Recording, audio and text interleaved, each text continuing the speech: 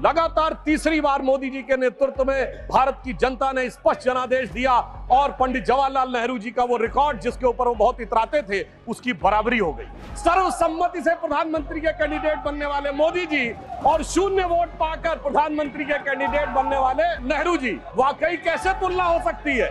आज खड़गे जी अध्यक्ष बनना था, सोनिया गांधी जी की इच्छा थी तो सारे डेलीगेट्स ने खड़गे जी को वोट कर दिया। उस समय गांधी जी की इच्छा के बावजूद किसी ने नेहरू जी को वोट नहीं किया, तो मैं कह सकता हूं आज खड़गे जी की स्थिति उस समय के नेहरू जी से बेहतर है। जो लोग ये कहते थे कि राम हुए नहीं इसका सबूत दो, वो उत्तर से दक्षिण तक राम से जुड़े स्थानों का सबूत दे रहे हैं। अरे आपको लगता है कि भगवान हमको हरवाने के लिए आए थे? नहीं, आपको अपना अस्तित्व मनवाने के लिए आए थे कि मिले मुलायम काशी राम, हवा में उड़ गए जय श्री राम। मगर हम तब भी नहीं डिगे थे, और जो हवा में उड़ाने की बात कर रहे थे, 3 साल में हमने केंद्र में सरकार बना के दिखा दी थी और उत्तर प्रदेश में भी सरकार बनी थी। 2 नेता जेल में चले गए तो इनको लगता है संविधान खतरे में आ गया। वास्तविकता यह है कि संविधान के साथ खिलवाड़ सदैव इन्होंने किया है।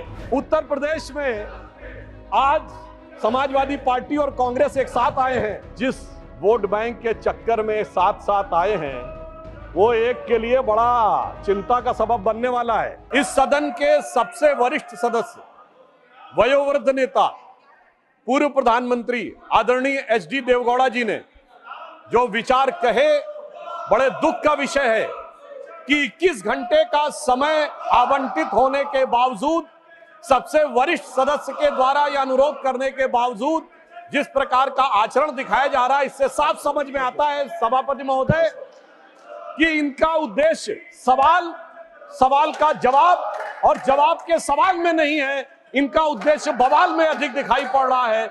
इसलिए ये अपोजिशन की इस नियत को भी स्पष्ट करता है। अब मैं विषय पे आता हूं।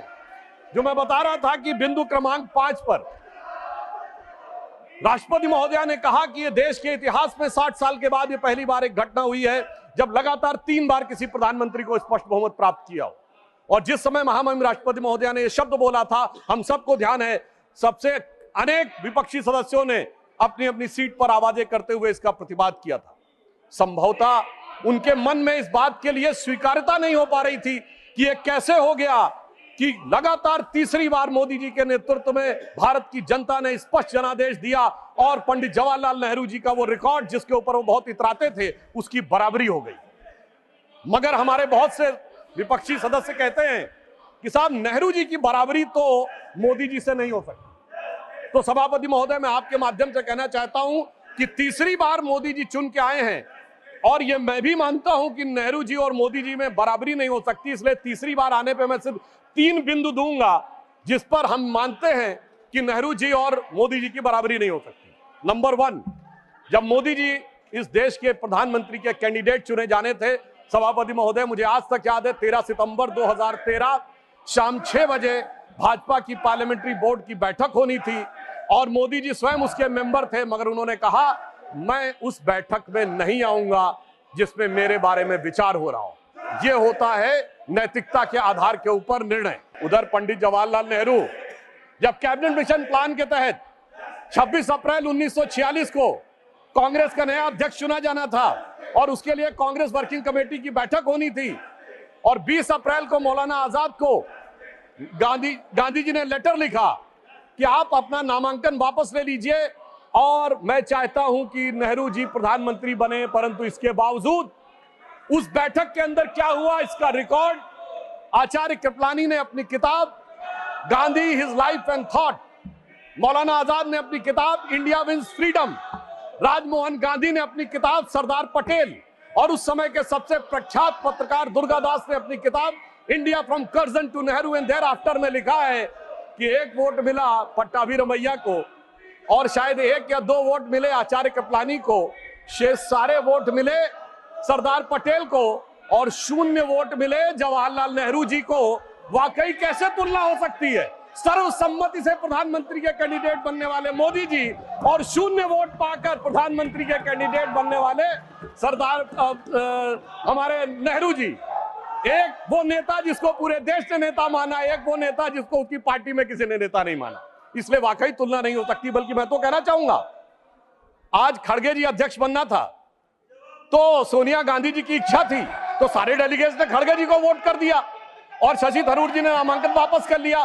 उस समय गांधी जी की इच्छा के बावजूद किसी ने नेहरू जी को वोट नहीं किया, तो मैं कह सकता हूं आज खड़गे जी की स्थिति उस समय के नेहरू जी से बेहतर है। अब मैं दूसरा बिंदु कहना चाहता हूं कि इसमें वाकई प्रधानमंत्री श्री नरेंद्र मोदी जी और खड़गे जी में तुलना नहीं हो सकती। देखिए, नेहरू जी ने के विषय में प्रख्यात शायर मजरूह सुल्तानपुरी ने काट के लिख दिया था कि उनकी कार्यशैली में हिटलर की झलक दिखती है, और उसके बाद सभापति महोदय 2 साल जेल में रहे। और यहां मोदी जी के समय में हिटलर की मौत, मोदी जी की मृत्यु की कामना और कब्र खुदेगी जैसी बात कहने वाले लोग तो छोड़िए, जिन्होंने बोटी बोटी की बात कही थी वो सम्मानित सदस्य होकर अगले सदन में आ गए, और इसके बावजूद किसी पे कोई कार्रवाई नहीं हो रही है। तो मैं मानता हूं कोई तुलना नहीं है मोदी जी और नेहरू जी की। दोनों की अप्रोच में जमीन आसमान का अंतर है। इतने देशों ने अपना सर्वोच्च नागरिक सम्मान प्रधानमंत्री श्री नरेंद्र मोदी जी को दिया, जो भारत के इतिहास में किसी मंत्री को नहीं मिला। और प्रधानमंत्री जी ने किसको सर्वोच्च सम्मान दिया? हमने भारत के, हमारी सरकार ने और सरकार की बनाई समिति ने सिर्फ हमारे नेताओं स्वर्गीय अटल बिहारी वाजपेयी जी और आदरणीय लाल कृष्ण आडवाणी जी को ही भारत का सर्वोच्च नागरिक सम्मान नहीं दिया, हमने कांग्रेस के भी नेताओं को सम्मान दिया। कांग्रेस के 3 बड़े नेताओं को भारत रत्न मिला। मदन मोहन मालवीय जी को हमारी सरकार में भारत रत्न मिला, प्रणब मुखर्जी जी को हमारी सरकार में भारत रत्न मिला, पीवी नरसिम्हा राव जी को हमारी सरकार में भारत रत्न मिला, हमारी पार्टी के नहीं थे परंतु कर्पूरी ठाकुर जी को भारत रत्न मिला, और कांग्रेस के नेता एससी जमीर और तरुण गोगोई जी को पद्म अवार्ड मिला। दूसरी तरफ नेहरू जी ने क्या किया? न किसी से अवार्ड मिला। अरे भाई, दूसरी पार्टी छोड़िए, अपनी पार्टी के सरदार पटेल और बाबा साहब अंबेडकर को भी नहीं दिया, उन्होंने अपनी सरकार से खुद को भारत रत्न ले लिया। यानी एक मोदी जी जिन्होंने सबको भारत रत्न दिया और एक उनकी सरकार जिसमें खुद को भारत रत्न मिल गया। तो मैं मानता हूं कि इन तीनों बिंदुओं पर नेहरू जी और मोदी जी में कोई तुलना नहीं है। इसलिए मैं कह सकता हूं कि मोदी जी नेहरू जी की तुलना में एक अतुलनीय प्रधानमंत्री हैं और उन्होंने यह अतुलनीय उपलब्धि हासिल की। मगर सभापति महोदय, जब भारत की सांस्कृतिक चेतना की बात आती है तो निश्चित रूप से हमारे मन में नालंदा, बोधगया और उसी के साथ साथ भव्य श्री राम मंदिर का विषय भी आता है। परंतु इस बार बड़ी मजेदार बात है कि अयोध्या की लोकसभा सीट पर हमें वांछित सफलता नहीं मिली, और उसको लेकर इनके चेहरों के ऊपर जो चमक दिखाई पड़ती है, ये अपने आप में राजनीतिक विश्लेषकों के लिए एक फूड फॉर थॉट है। क्योंकि इस प्रकार का एक वातावरण इस देश में बनाया गया कि एक वर्ग के लिए all eyes should be on Rafah, चाहे किसी को पता हो रफा है क्या, कहां ये ना पता हो, पर दूसरे के लिए all eyes should not be on Ayodhya. परंतु मैं ये भी बताना चाहता हूं सभापति महोदय, ये लोग समझ नहीं पाए। अयोध्या में जब हमें वांछित सफलता नहीं मिली तो हमारे विरोधी बता क्या रहे हैं? देखिए साहब, आप अयोध्या हार गए, बस्ती हार गए, प्रयागराज हार गए, चित्रकूट हार गए, नासिक, रामटेक और रामेश्वरम, यानी भगवान राम से जुड़े सारे स्थलों के बारे में बता रहे हैं कि यहां भारतीय जनता पार्टी को वास्तविक, जैसे कई तो ऐसी सीटें थी, रामेश्वरम कभी नहीं जीते थे। परंतु महोदय, मैं कह रहा हूं, ये समझ नहीं पाए प्रभु की लीला क्या है। जो लोग ये कहते थे कि राम हुए नहीं, इसका सबूत दो, वो उत्तर से दक्षिण तक राम से जुड़े स्थानों का सबूत दे रहे हैं कि अयोध्या भी राम से जुड़ी थी, बस्ती भी जुड़ी थी, प्रयागराज भी था, रामटेक भी था, रामेश्वरम भी था। अरे आपको लगता है कि भगवान हमको हरवाने के लिए आए थे? नहीं, आपको अपना अस्तित्व मनवाने के लिए आए थे। और मैं ये भी बताना चाहता हूं महोदय, रामचरितमानस और रामायण में भी उल्लेख है कि एक बार नागपाश भगवान राम को भी लगा था, और नागपाश लगने के कारण एक मूर्छा आ गई थी, और तब राम विरोधी दल में बड़ी खुशियां छा गई थी। मगर वो प्रभु की लीला का हिस्सा था, सिर्फ हनुमान जी को अपनी शक्ति याद दिलाने के लिए। और ऐसा पहली बार नहीं हो रहा है, ऐसा पहली बार नहीं हो रहा है सभापति महोदय। आज से 30 साल पहले मुझे याद है, उत्तर प्रदेश में जब समाजवादी पार्टी और कांग्रेस सबने मिलकर सरकार बनाई थी, सपा, बसपा और कांग्रेस आई ने मिलकर, तब एक नारा लगा था कि मिले मुलायम काशीराम, हवा में उड़ गए जय श्री राम। मगर हम तब भी नहीं डिगे थे, और जो हवा में उड़ाने की बात कर रहे थे, 3 साल में हमने केंद्र में सरकार बना के दिखा दी थी और उत्तर प्रदेश में भी सरकार बनी थी। अरे अब तो इतना अंतर आया है, तब आप हवा में उड़ाने की बात कर रहे हैं, अब आप एक एक स्थान को बता रहे हैं। आप निश्चित रहिए, जिसे एक हम लोग जो प्रसिद्ध भजन सुनते थे, उसमें यह कहा गया है, जो हनुमान जी का प्रसिद्ध भजन है कि रावण युद्ध अजान कियो तब नाग की फांस सबे सिर डारो। परंतु चिंता मत करिए, वो शक्ति पुनः जागृत हो रही है और वो जागृत होकर हमें पुनः वहां तक पहुंचाने का प्रयास रखेगी। और एक मैं गंभीर बात कर रहा था, श्री राम का विषय हमारे लिए हार जीत का विषय नहीं है। हम 2 सीटों की पार्टी थे, तब भी उतनी श्रद्धा और निष्ठा के साथ खड़े थे। हम 86 सीट पे भी वैसे ही खड़े थे, 120 पे वैसे ही खड़े थे, 182 पे वैसे ही खड़े थे, 282 पे वैसे ही खड़े थे, 303 पर वैसे ही खड़े और 240 पर भी वैसे ही खड़े हुए हैं।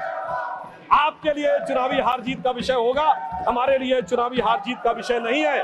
परंतु हमें लगता है कि भारतीय समाज में भी कुछ लोगों के मन में अभी भी इसको लेकर हो सकता हमारी तपस्या में कोई कमी रही हो।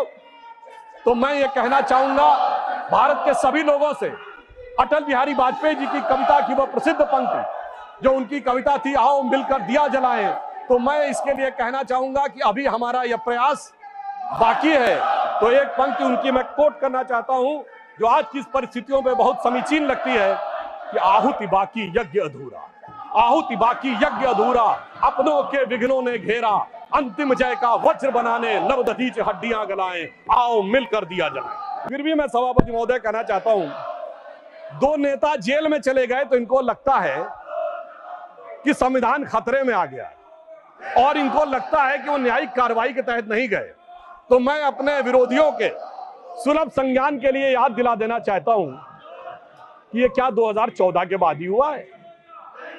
सोनिया जी और राहुल जी को जिस नेशनल हेराल्ड केस में बॉन्ड लेना पड़ा, वो 2013 अक्टूबर में दर्ज हुआ, हमारी सरकार नहीं थी।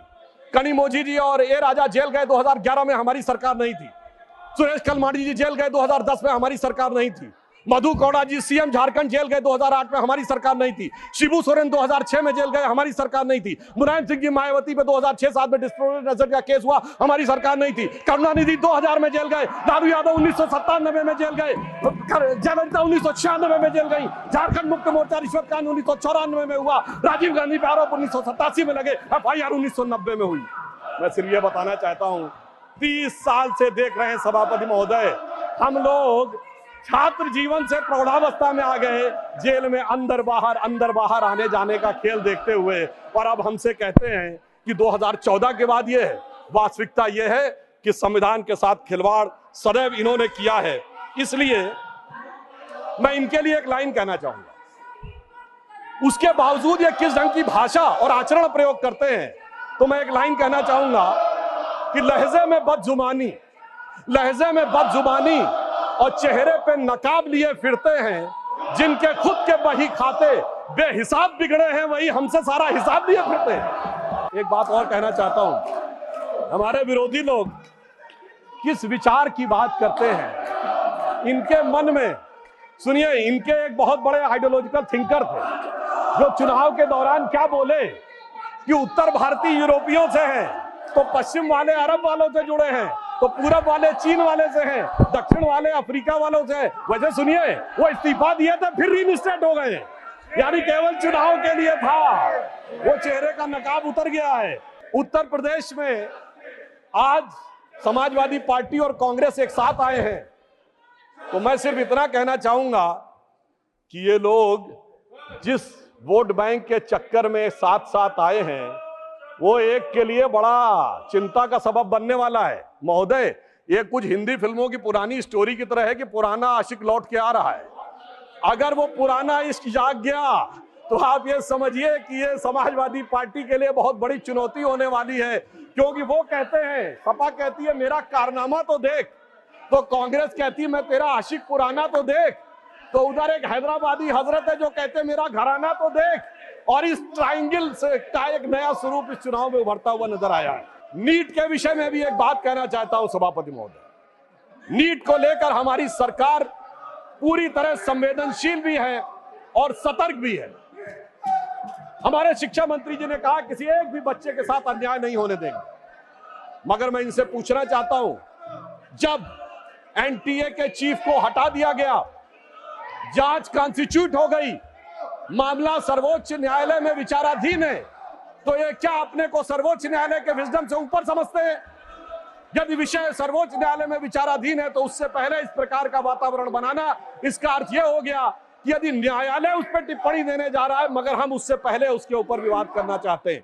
और मैं ये भी बताना चाहता हूं कि महोदय, आज जो लोग बोल रहे हैं, राजस्थान में 1.5 दर्जन पेपर लीक आउट हुए थे, हमारी सरकार ने तो संवेदनशीलता की बात कही, उनके मुख्यमंत्री का एक चर्चित बयान आया था, मैं तो जादूगर हूं, मैं सब कुछ ठीक कर दूंगा, मुझे सब कुछ पता रहता है। इसलिए मैं ये बताना चाहता हूं कि छात्रों के विषय को लेकर हमारी सरकार पूरी तरीके से संवेदनशील है और पूरी तरीके से सतर्क है, और शिक्षा मंत्री ने भी यह बात बिल्कुल स्पष्ट की है।